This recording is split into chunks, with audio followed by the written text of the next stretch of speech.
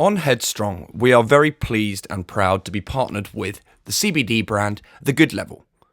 Now, I've been taking CBD for about 18 months to maintain my mental well-being, but it's been very difficult to find a brand that I can trust because there's so many faceless foreign brands out there and you're not sure what you're buying or how it's sourced. Luckily, I found two guys, Joe and Johnny, who have created this wonderful brand called The Good Level. What's so great about these guys is that they support British farming. Many brands import their CBD from America, but The Good Level say they don't rely on the methods by farmers that they've never met, nor the farms that they've never seen. They have a really close relationship with their farmers who are in Somerset, meaning they know how their product is produced from start to finish. They're the first CBD company I've found who put a face on the brand, and they're transparent with the whole process of how they create their products. And they've even got their own podcast where they look at the latest research on CBD. To check them out, go to their Instagram at the.good.level and drop them a message if you want to find out more about CBD. And for 15% off their products, use Headstrong15 on their website for checkout.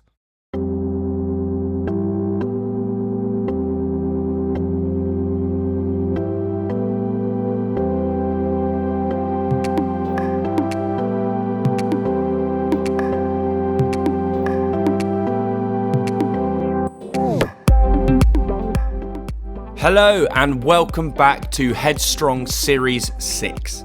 My name is Louis Strong and I host this podcast, Headstrong. Now, Headstrong is a podcast where I sit down with a variety of individuals in the public eye to talk to them about their lives and their careers. But notably, I talk to them about their vulnerabilities. And I do this because I want to learn what the word headstrong means to them. I have had some wonderful guests on this podcast before, from Romesh Ranganathan to Simon Pegg, and this chap that is on today, I have been trying to get on probably since the start of the podcast. Today, I am joined by former Made in Chelsea star, Jamie Laing. Now, Jamie and I sat down to have a chat about how we know each other. We talked about his introduction to Made in Chelsea all those years ago. We also talked about his own mental health experiences and his experiences with tinnitus, which you'll hear lots more about in this episode. This is a really informative and interesting episode, so I really hope that you enjoy the podcast. Furthermore, this series we are sponsored by The Good Level, who are a wonderful British CBD company, and more on them later in the podcast. Until then, enjoy the episode. Jamie, thank you so much for joining me on Headstrong. We finally secured this. We've locked it in after months of persistence on my end. No, dude, listen, can I just say that I honestly admire persistency. Truth is, yeah, you asked me for, a long time.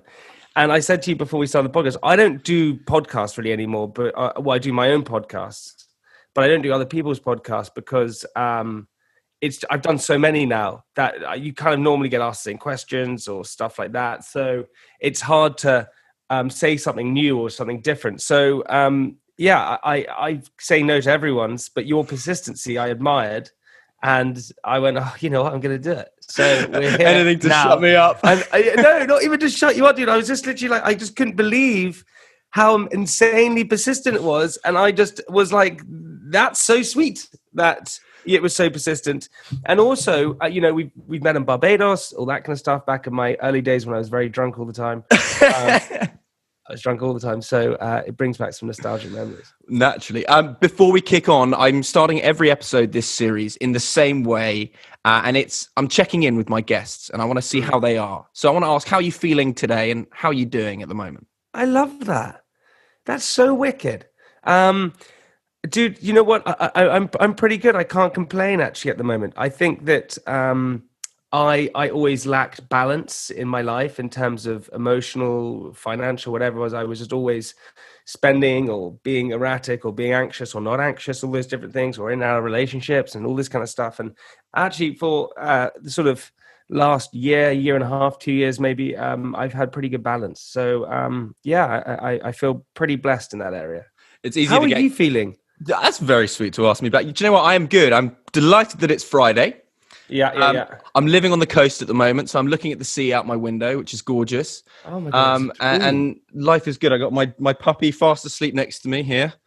As oh you my can see. God. Oh, he's awake now. But He's awake. yes. So Where in the coast are you? I'm down in Lyme Regis at the moment, so down in Dorset, and yeah, it's pretty dreamy at the moment. I just thought that during the pandemic, there's no better time to escape the city, escape busyness, because I couldn't see anybody. But I am moving at the end of the summer. Yeah, my business, but a lot of people just moved out. My business partner has moved out to the countryside. He's having a baby with his wife, so he's done that. My podcast producer for my 6 Degrees one is moving out to the countryside as well, and he's going to commute into London. So lots of people are doing it. Maybe it's the way forward. This is what we need to do, I think. A couple of years for you before you pop out of Bubba. Oh, I'm going to pop out loads of babies and just move to the countryside and live on an island. Can't wait. Wear shuffles. Oh, yeah. I'm going to wear Crocs all the time. So it was difficult for me to kind of prep this episode to know which way I wanted to navigate it, because this podcast is rooted in mental health. And I do want to engage in that part of it and that side of things. But also I'm well aware of your charismatic energy that you kind of accentuate to everybody, which is, you know, fantastically contagious.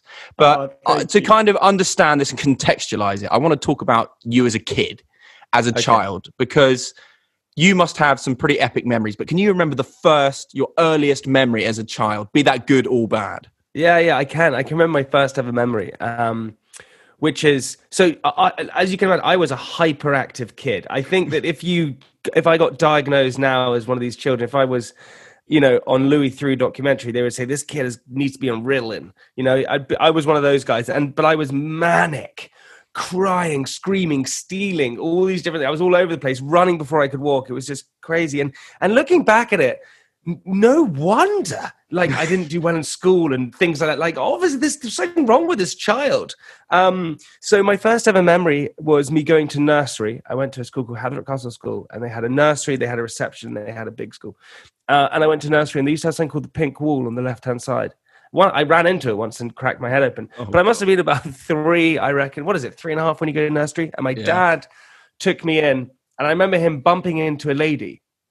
Bumped into her, and he went, "Oh God, I'm so sorry," like that. And then we kept moving on, and I remember just crying to Mrs. Gillian's in the nursery, and because I was the only kid who was crying, I'm leaving my mum for like 4 hours, whatever it was. That's how needy I was back then. And Mrs. Gillian's then took me to go and get the milk because she thought that would make me feel better. It didn't. I hated it. And that was the initial moment that I realized I hated change, hated being away from family, hated hating being told what to do. Didn't like it. Well, you obviously went on to Radley as well, which I'm well familiar with, and that's from 13 through to 18. And there's this kind of the very thought of private school to some people is completely alienating, but to some people it's just the world that all they've ever known. How do you reflect on kind of private school in the terms of people? Because as we were talking about before, you played sport, and what I remember at school, the sports kids were the cool kids, and to an extent that helped you on the school platform, maybe not necessarily academically though. Totally, yeah. It's a weird thing, especially at private school, is that if you play sport, you're automatically cool. And I think that's quite sort of an Americanized style where if you're the jock, you're cool. I don't know if I was cool or not, but I think I was probably perceived. If you ask someone in my year whether I was popular, they would probably say, yeah, he is. I was deeply insecure. I wanted to be everyone's friend. I wanted everyone to love me. So if you asked an outsider, they'd probably say that. But private school's a weird one, right? Because you know, there's a lot of I remember I went to Leeds University after Radley, and I remember I went and did theatre and performance. And I was doing theatre and performance, and one of the girls who went to state school said to me, "You went to private school, I went to state school. We're both at Leeds University doing the same thing. What difference did you have?" And I remember thinking, I don't know. She went, "So your parents paid for it, my parents didn't, and we're at the same place. So what's the point in paying for it?" And that kind of stuck with me, and I was like, "That's so true. I don't really know how to tackle this."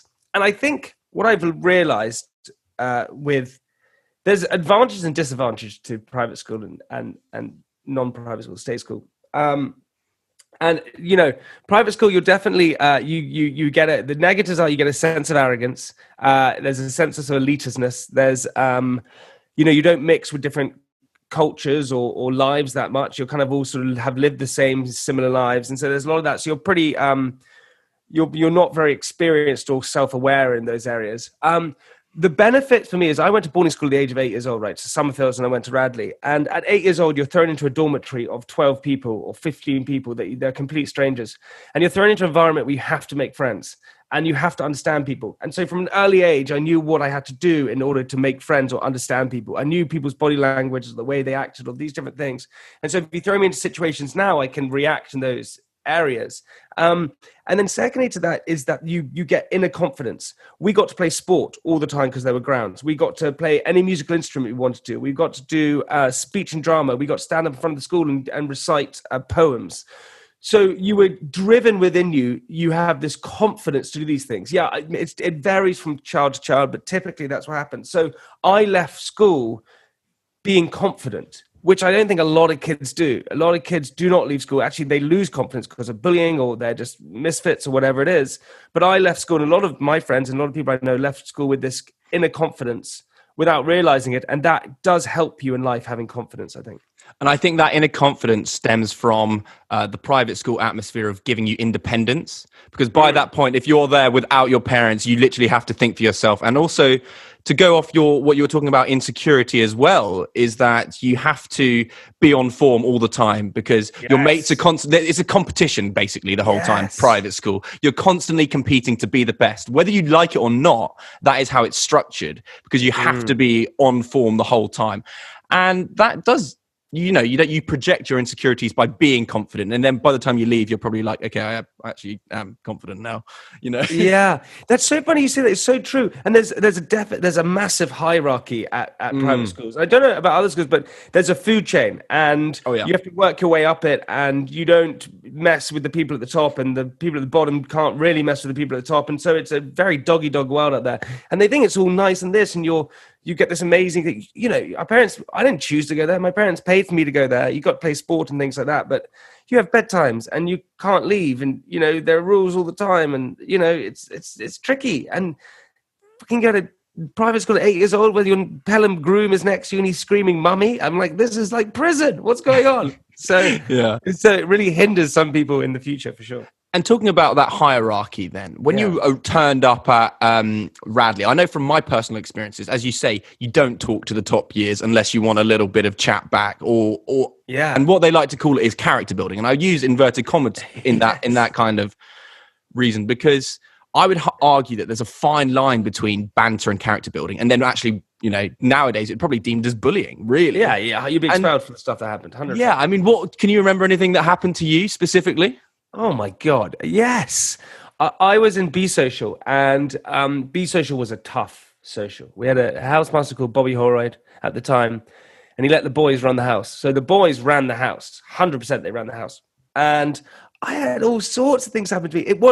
But weirdly enough, I got to put this out there, is that if you were picked on, if you were beaten up, if you were teased or things by the older years, it was a sign of respect, weirdly enough. They wouldn't do it to the kids they knew couldn't take it. They did it to the kids who were cocky, and I was this cocky little shit, right? So I took it as a sense of pride, but it did, I got set fire to. They sprayed links at me. Yeah, they sprayed links at me and set fire to me. I got held up on the cross and they punched me in the ribs. Like, I remember that. I got made sleep in a tuck box one night, which is like a big suitcase thing. I had to go and eat all these chocolate calendars. We had something called a milk. It was like a cow, which was like, I don't know how many liters of milk. I had to drink the whole thing. It was endless, the stuff that happened. And, Saturday nights would come but we're going back how many years? We're going back, God, Jesus, nearly 20 years. Oh my God, that's scary. What the hell? I feel like I'm 18 still, hectic. But, Saturday night would come, the boys would come back drunk and you knew you were going to get beaten up. It was like, oh God, here we go. But I enjoyed it for a weird kind of reason. I don't know why. I liked it. So you don't reflect on that with any negativity? You feel like that was actually an important part of your education and growth? I think for some people it would have been difficult. For me, I enjoyed it. I've always wanted to be liked or respected or loved or all these different things. And the fact that they were paying attention to me meant something. Whether that was being beaten up or being high-fived, it was the same to me. So people were showing me attention, and I like that.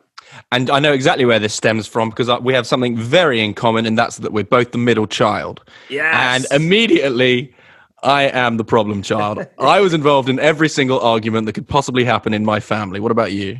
Yeah. I was always the one. As a kid, I was always in trouble. I remember Yeah. my childhood was it was always me trying to not be in trouble or being in trouble, breaking windows, getting in trouble at school, not doing the work. So when I was growing up, I was always thinking that as a kid, right, I got told this the other day, parents, it's so hippy dippy, but parents shouldn't blame the child, right? So if a baby's done something wrong, don't say you're a bad child. You blame you get cross at the action. So you don't do that because that will happen. Not that the child is bad, but the thing that's happened there is wrong. And as a kid, I was always blamed. You're a bad kid. You're this, you're that. So I grew up thinking I was a bad kid. And no wonder then when I was in my teens and early 20s and things that I went rogue. And I remember my mum grabbed my face once. And it was like that scene in Peter Pan where they go, "There you are, Peter," in Hook, the movie, when he suddenly realizes that Robin Williams is Peter Pan. My mum grabbed my face and said, "Where is my Jamie?" And I literally looked back and went, "Nowhere." It was like a very intense moment. It's really interesting because that's a mindset shift of when you're telling off a kid, isn't it? I mean, yeah, you shouldn't say you're the problem. It's actually what you have done is the problem where you can counteract that because actions can be changed ultimately. But you had 3 mad years up at Leeds, I have no doubt. And so let's not talk about too many specific details of your time there. But what I do want to talk about is your intro to Made in Chelsea and how that came about, because you probably left Leeds Uni being like, I've just done theatre and performance. What do I do? Yeah. How did it come about for you? Like, what were your emotions at this time? You're jet setting a little bit, enjoying your time, but you needed a little bit of structure, right? Yeah, I mean, for me, so there's a guy called Joe Grossman, who's CEO. He's founder and CEO of Patty and Bun. It's a burger place in London. I know. Yeah. It's good. It's great burgers. And he said to me once, "I'm unemployable." He said he was unemployable. That's why he had to go and start a business. And I also was unemployable.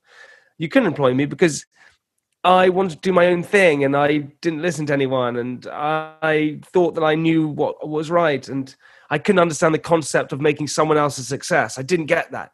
Why would I want to make someone else a success? Why wouldn't I do it by myself? And I didn't know what entrepreneurship was or anything like that. I just had no idea. I thought people went and got jobs and that was it. And I did theatre performance at Leeds University. I got my library card in the last term of my last year. That was the only time I got my library card. That's like how insanely bad at university was. I just didn't enjoy doing stuff that didn't interest me. And I got a 2-2 in theatre and performance. I scraped a 2-2. I mean, I didn't know. I did my dissertation in less than I don't know how long it was, maybe 3 days. And this guy gave me Ritalin to take so I'd concentrate. And I took this Ritalin and I went to the bathroom and I sat on the loo. And suddenly I looked up and I'd been on the loo for 45 minutes playing Angry Birds. And I was like, what is this stuff? Well, at least you were concentrating. Oh, I was concentrating on something. So I left with a 2-2. And I remember I was playing tennis with my friend and I just got my results. And I put up on my Facebook page. I still got the status on my Facebook page. And it said, 2-2 for theatre and performance from Leeds University. Does anyone want their car washed? And it was this point where I was like, I'm absolutely screwed. Because I was always told that the way to be happy and the way to have a fulfilling life was you had to get a certain job, you had to go on a skiing holiday, and your kids had to get a private school. This is what I thought, right? This is what I grew up with. This is what I thought. And it's totally not the case.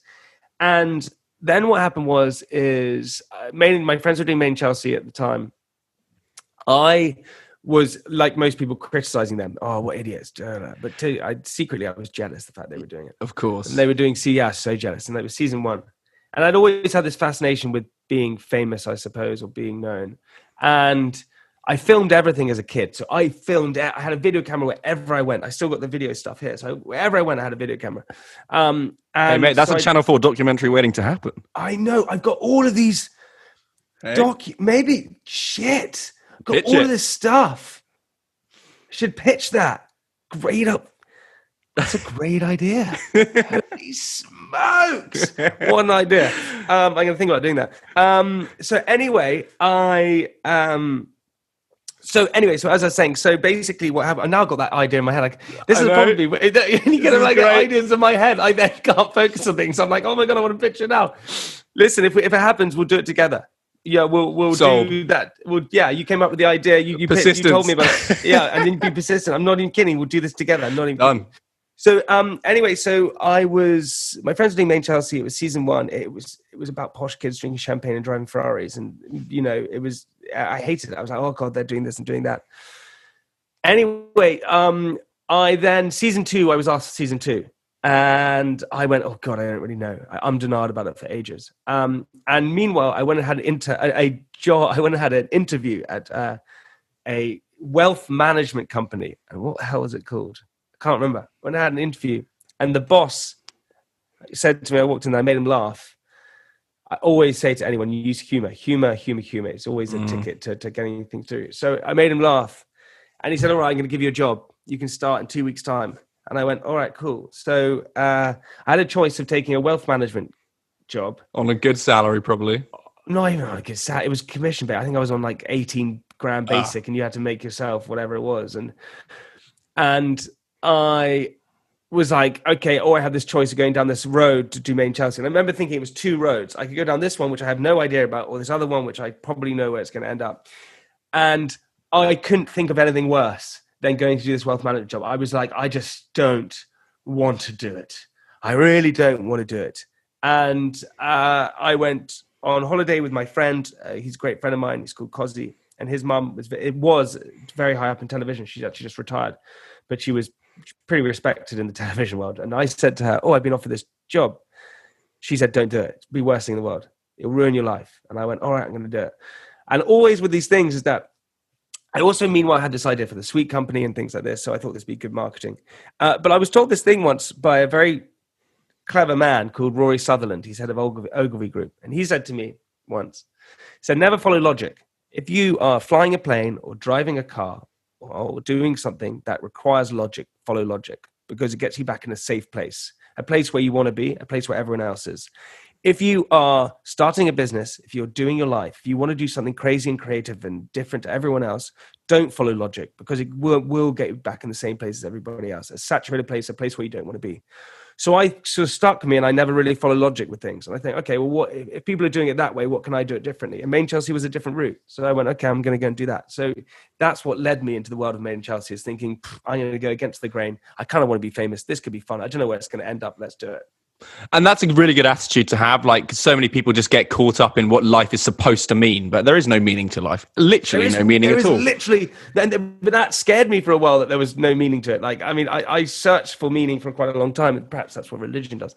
But it's interesting with, also, I was incredibly lucky because I was able to discover what I didn't want to do. I had a house that was over my head, that was paid for. I could get food for my parents. I could do all these different things. I'm not trying to say it or sound all like righteous and, we all got to be equal. But I was lucky, right? A lot of people have to go and work in the local Sainsbury's in order to fund their life. I was lucky because, I had food and a roof, and so I could do what I wanted to do. And that was fortunate. So I was able to discover what I didn't want to do. Yeah, I mean, perspective as well. It's easy to say as well upon reflection that you had a beneficial start to others. And of course, but then there's a lot of people at 14, 15 who just know that, getting a job and then they earn their money and then that they have this opportunity by 18, 19, 20 and they make their own paths as well. So it's fair enough. But, and also, I definitely took a road. There's no security in my life. I've had to create my own security.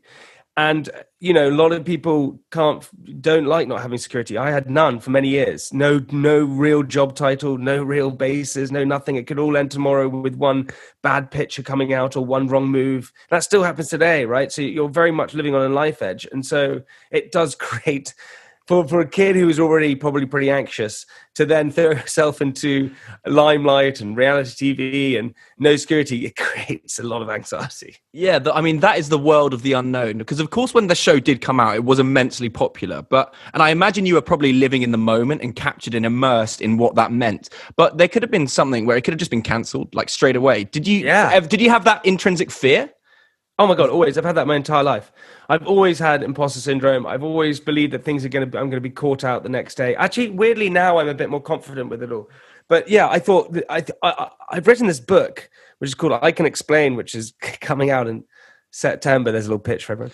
And in it, I always say I was always ready for it to fall down. I was always ready for everything to collapse. I was always ready for it to stop. This is too good to be true. That it can't, it's going to finish at some point. And it was inevitable. So the problem was I was never really living in the present. I was always worried about the future all the time. And if you worry about the future, it just gives you anxiety because you can't control it, right? You worry about the past, it'll make you sad. If you worry about the future, it'll fill you with anxiety. You have to try and live in the present. And we can't really do that as humans. It's very hard to. There's an amazing lecture called Why Zebras Don't Have Ulcers. And if anyone wants to go and listen to it, it's really good. It's about zebras who go and drink from the water hole, and a lioness will chase them, and they run away from the watering hole and escape, but then they'll go straight back to the water hole and drink from it with no fear. Humans, if someone shoots at us, we think, God, we could have died there, and then we obsess about what could have happened. Animals don't. They live in the present, and we should try and live in the present more, because then we won't get ulcers. That's really interesting. Absolutely. Yeah. And I like that a lot. Physical and mental well-being are so important and come hand in hand. I'm incredibly proud to be sponsored by the CBD brand, The Good Level, who have well-being at the very forefront of what they do as a company and a brand. They offer CBD oils, balms, and jellies, all of which are full spectrum and extracted by a cold press.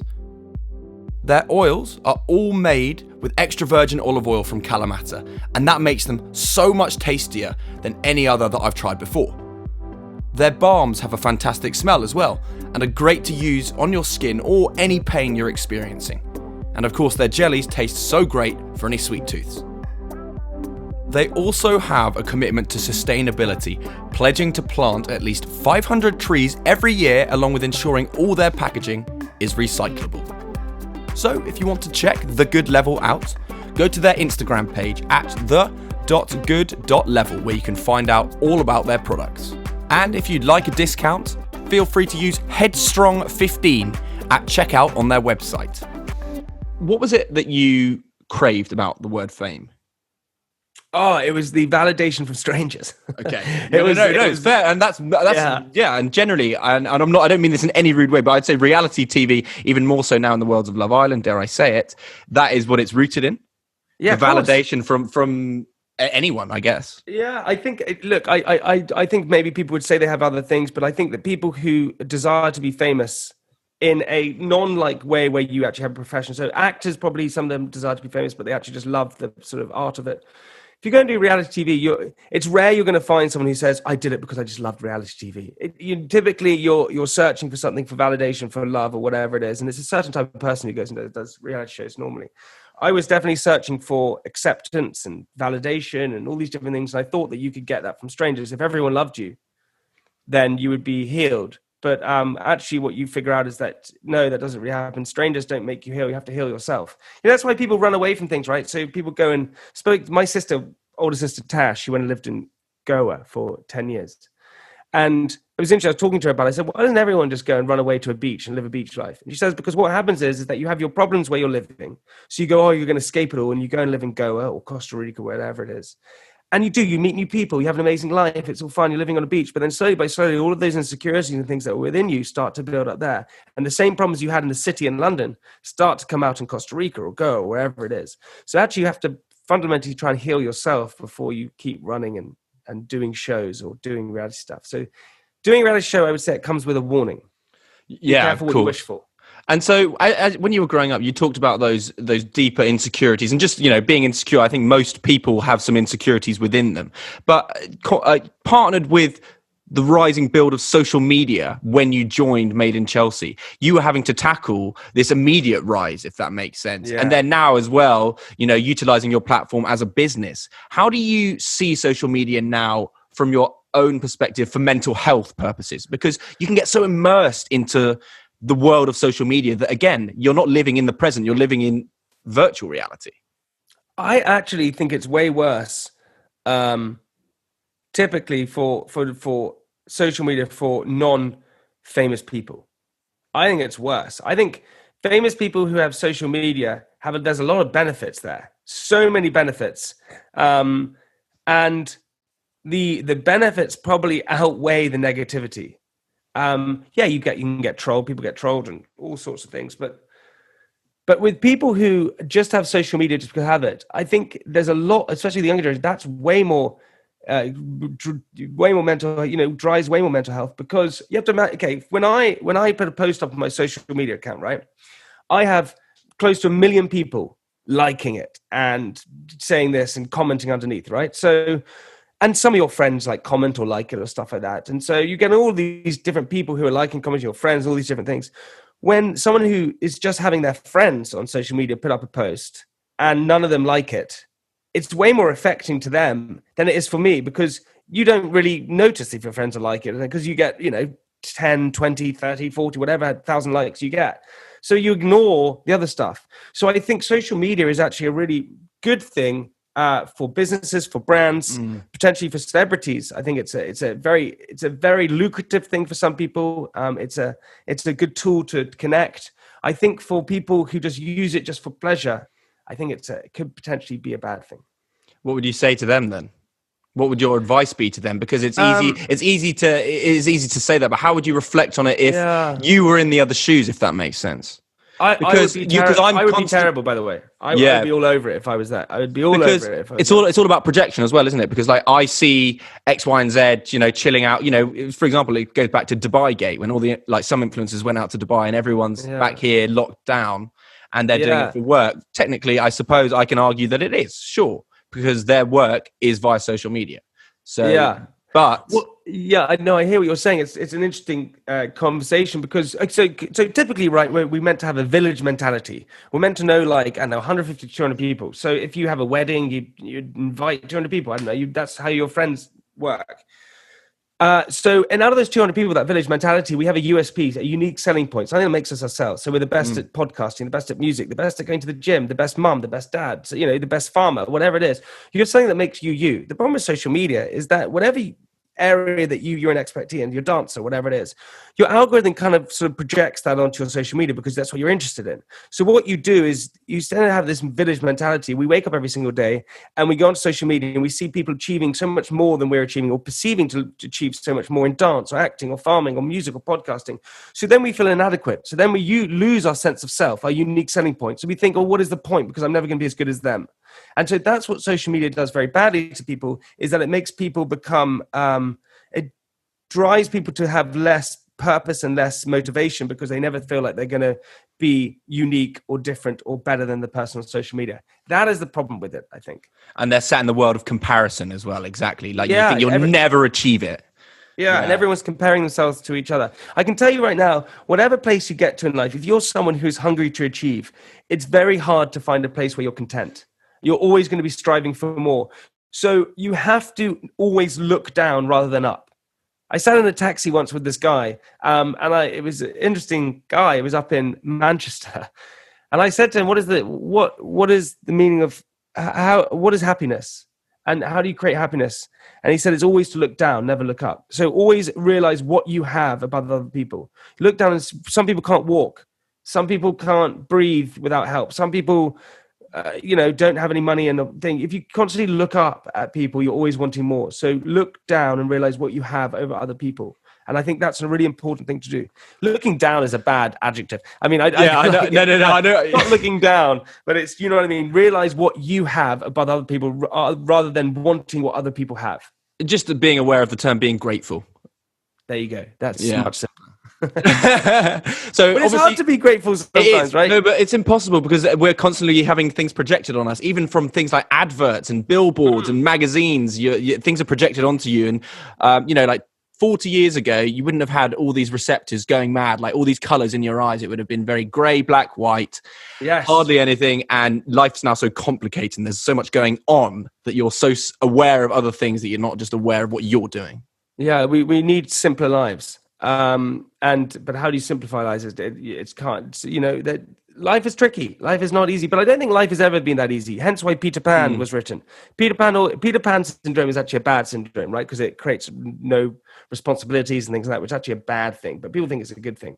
Because Peter Pan had any option. He wanted to stay a child forever because he never wanted to grow up, because when you grow up, you don't have options. And that's why Hook was such a tyrant, is because he, was angry, and he was always being chased by death, which was the crocodile with the clock, always chased by time.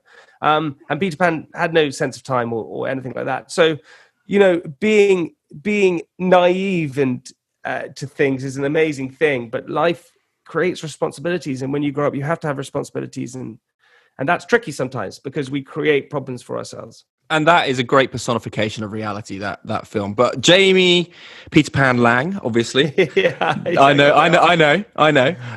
Obviously, you're talking about simplifying life. You're going through a transitional phase in your life in the terms of you 10 years behind you. I mean, I'm not going to call it growing up, because it's certainly not. It's just a different chapter in your life, in the sense that you're no longer going to be doing MIC. Now, that is because you're an immensely busy man in other aspects of your life. We're using the word entrepreneur here. What is a typical day in the life of Jamie Laing like, in terms of your schedule, like business-wise? Is it madness?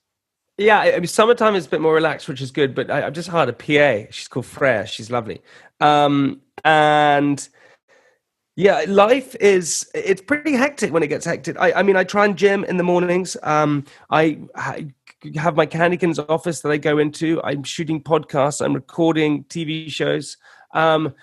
Most people just focus on one thing, and that's probably much better to do, to focus on one thing. I sort of focus on a lot of things because I have this fear of missing out of stuff. So my typical day is pretty hectic: getting up, doing a podcast, doing a TV show, doing Candy Kittens, writing a book. So it varies all the time. But I don't like something being repetitive. I can't stand that. So I have to always mix stuff up. And sometimes I'm more in love with other things. So at the moment, I'm really in love with creating content. I want to create more content at the moment. So I'll switch to that. And other times I'll be really in love with doing the business of Candy Kittens. So I'll switch to that. So it kind of varies of what I'm like, a sort of seasonal person, depending on how I'm feeling. And obviously you talk about that, how busy you are then. But do you make time for yourself? Because you have to make sure that you are in check with your mental health yourself. Yeah. Are you self-aware of your own mental health? Like, if you're reaching a point where you're like overwhelmed, are you capable of taking a step back, or are you somebody who'll go and do something to distract yourself? I am now. Before I wasn't. I had something called burnout. I had it. For me, the lockdown, as much as it was a terror for businesses and health and mental health and so families and people and things like that, for me, it was almost a blessing, because I was so burnt out from running at all 100 miles an hour all the time. And doing a reality show for 10 years, running a business, doing podcasts, breaking up and making up in relationships, all these different things, all of that comes to a halt. And basically I had this thing where I remember I went to Buenos Aires to film out there. And I stayed in a hotel one night. I woke up the next morning and I couldn't. The only way I could describe it is I couldn't sit still. I'm restless anyway, but this was not level. I just couldn't. Okay, I need to do something like that. It was weird, and I was like, this is not quite right, I don't think. And I was becoming very socially anxious. So going for a one-on-one lunch with a friend was too intimate. Couldn't do it. No ways. Not a chance. So I was becoming very lonely almost. And I was becoming more and more restless. And I finally persuaded myself to go and see a therapist. I didn't talk to anyone about it. I just went and did it. And kept being diagnosed. And they kind of said, okay, it's this, it's that, you're anxious, all these. And I kind of knew I was anxious and stuff, and I didn't really understand. Anyway, Christmas that year, I was walking down the road, I remember, and suddenly I had this huge wave of sadness. Now, I had anxiety, I had panic attacks in the early years, and that was all from sort of excess partying and things like that and other stuff and just whatever. And I dealt with it, and I then had something called depersonalization. I mean, I'm sounding poor me, but I had something called depersonalization, which is like, and it really serious part of being anxious and all these different things. But that was all just party filled, drinking way too much. This was different, and I could deal with anxiety because anxiety was okay. Anxiety was just like heightened, like intensity. Sadness, I couldn't deal with. I did not like that feeling. And people sort of describe depression to me. Mine, I don't think was depression, because I could get up, I could move around. I wasn't unmotivated really. But there was something wrong with me, and I lost all pleasure in what I was doing. It wasn't lack of motivation, because I was I just didn't find it. I didn't want to do it anymore. I was like, I just don't want to do this anymore. And I went back to the therapist, and I then saw a psychotherapist, and they said, yeah, you've got burnout. And I said, can someone get burnout at 30 years old, 29 years old? And they went, yeah, you can get it anytime. And I suddenly realized that I'd been running at 100 miles an hour all the time, and I'd never checked in on myself. And so I'd driven myself to this place where actually then I couldn't really do anything. So lockdown came and I took 6 months pretty much where I didn't do much. I did a podcast maybe once a week and I went walking, and my poor girlfriend had to deal with it, which was not fun for her at all. And what a legend for staying with me. But yeah, so now I very much check in myself. Before, my worst days of the week, right, were weekends. Hated weekends. Didn't like them because weekends were boring. I couldn't work. I couldn't go and create stuff. I couldn't do stuff. Things were shut. Oh, it was just about seeing friends. And I was socially anxious. I didn't want to see people. So Monday was my favorite day. Now I very much look forward to the weekend because I know I can rest. And it's so important for people out there that you think you have to work. And listen, I could say this to the young generation, you're going to do it anyway. If you're hungry, you're going to go and work 24 hours a day and party, and you're going to do it because that's what we're like. If you can take any piece of advice, try and manage it because it will hit you at one point, and it's a hard thing to climb yourself out of. So enjoy the rest time, enjoy the weekends, try and switch off. When I was younger, my parents were always right, and I always thought they were wrong. They are right. Listen to the wiser people who are above you. Trust me, I never did, and it's the biggest, worst mistake I've made. Rest when you can because you need to recharge, and I never recharged. Yeah, you got to find that balance, and it also pains you to say that your parents were right, but yeah, they are because they've gone through it. They've done it. I'm going to go and do a talk at a couple of schools. I'm actually going to write that down now. I'm going to just write, so I remember that. I'm doing a talk at some schools, and I'm writing down school talk. Remember to rest, and your parents are right. Because it's true. We think that we can do it ourselves, and there's been billions and billions of people, and they have taught us all these things growing up. We don't listen to them because we think they're wrong, but actually older generation are typically right with stuff.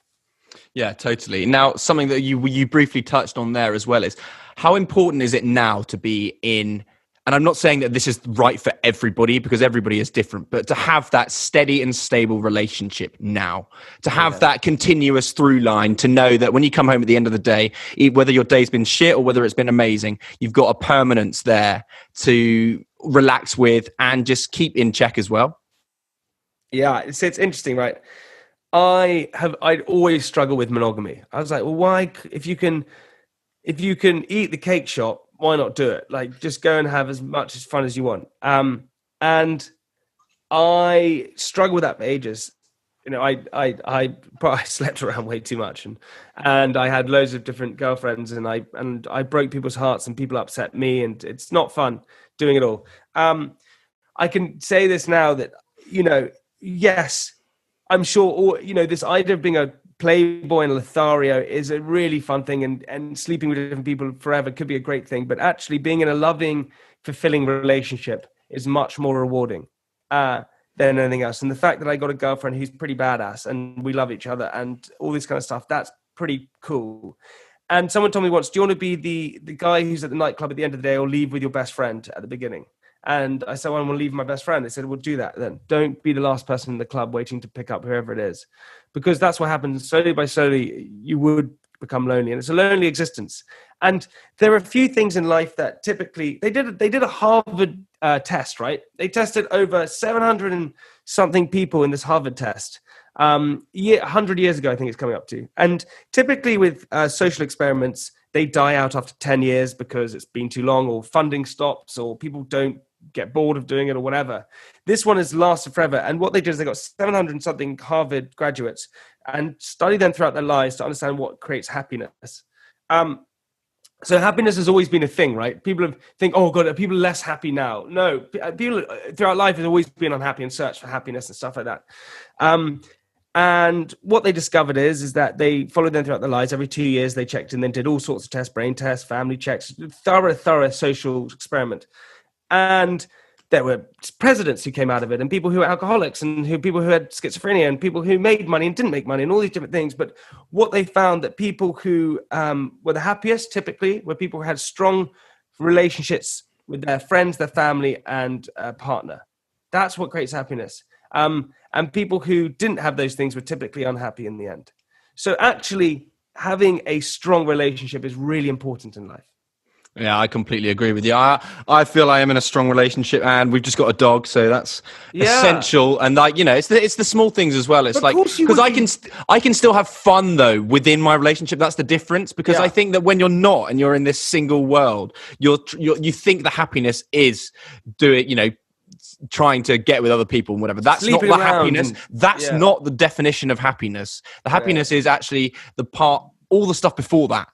You think the end point is, the end of the night is the fun part. It's not. That's not the enjoyment. In fact, that's exactly as you say, you become more lonely by doing that. Yeah. What that is that's just fulfillment, right? You're just fulfilling yourself with like emptiness. But also just instant pleasure, right? That's what you're doing. And instant pleasure, you can't, continue. I search for instant pleasure all the time, and you can't really live like that.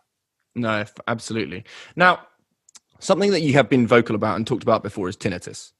And I know that this is something that you're deeply passionate about, and particularly in terms of awareness, and something that you've suffered with for a number of years now. I mean, it's very difficult to kind of explain it, because I'm sure it goes up and down for you in terms of your emotions, but how deeply does it affect you day to day, your mood, your mental health, and your emotions? So it used to really affect it, right? So tinnitus is basically, who people don't know, it's a constant ringing in your ears. That's what it is. And the ringings are different tones or pitches or ears or whatever it is.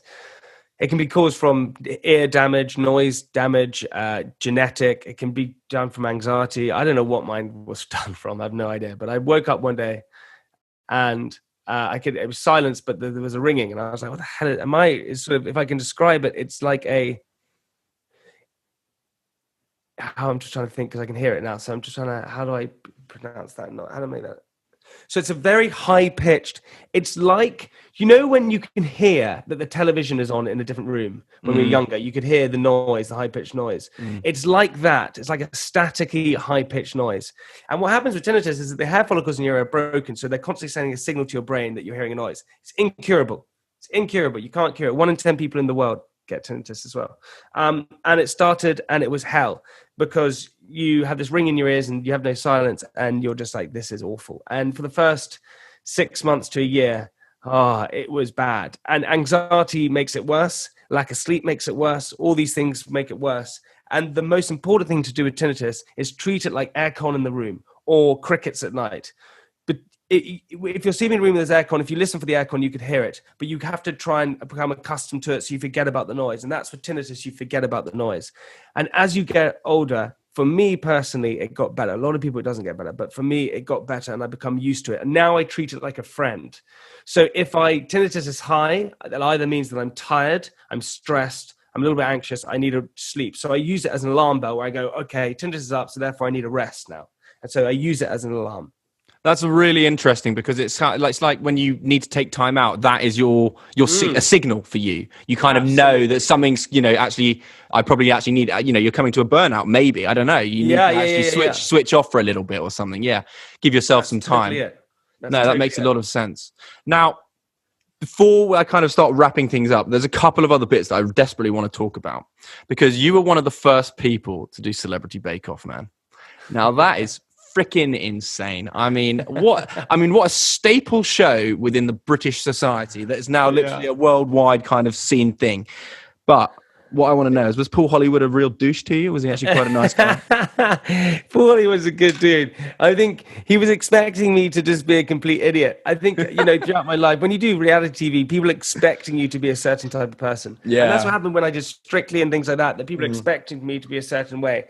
And then, I think I'm a pretty kind guy. Like I think I'm pretty nice. I think kindness goes so far in life. And so I did Bake Off, and it was so much fun, but I met Paul Hollywood, and I think he was expecting not to like me, but then actually liked me. And that threw him off a little bit. So I had a hilarious time on it, and it was just hilarious in so many ways. It's an amazing show and just so much fun.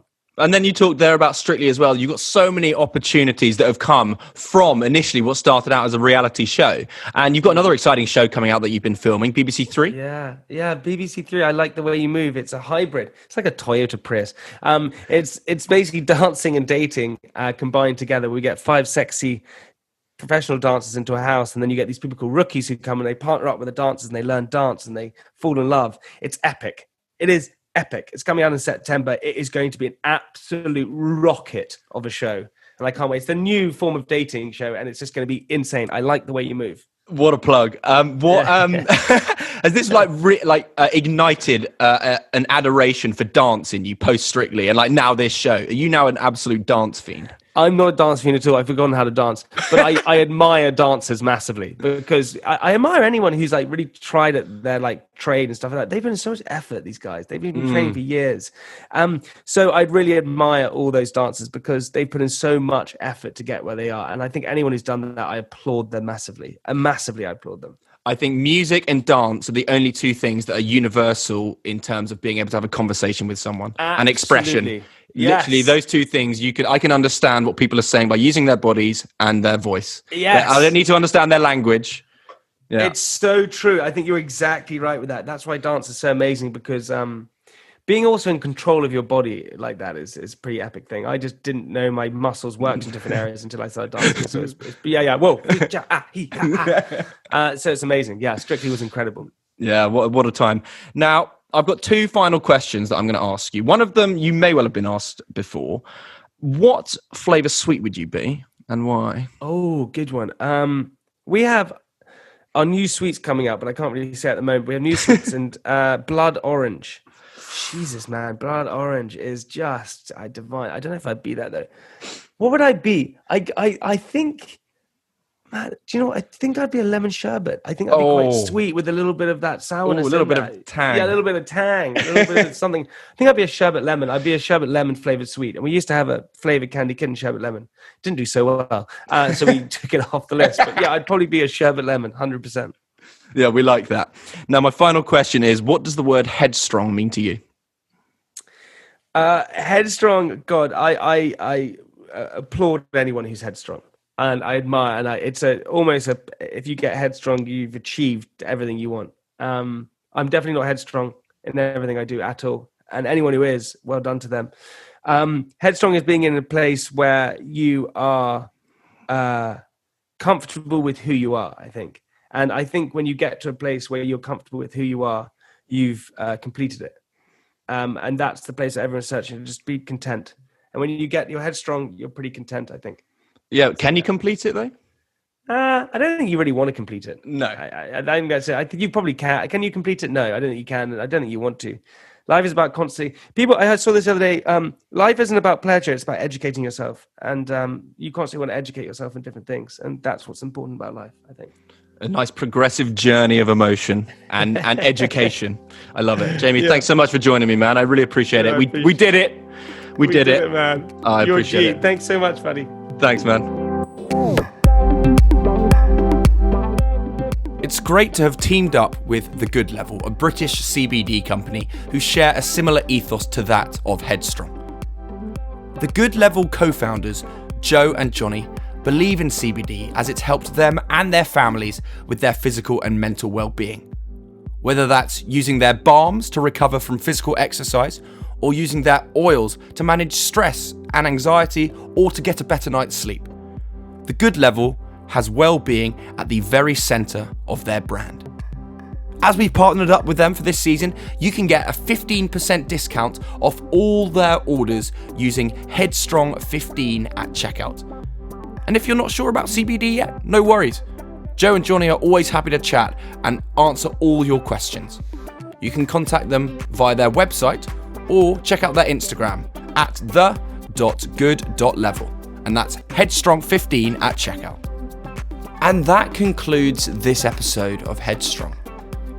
I really want to say a massive thank you to Jamie, firstly for joining me on the podcast, but secondly for being so open and honest and holding a really engaging conversation with me, and one that I actually really enjoyed and is certainly one of my favourites to date so far. So huge thanks, Jamie. By all means, check out when his book is coming out, and also go grab yourself some candy kittens, most definitely some of my favourite sweets. Again, thank you to you, the listener, for consistently tuning in.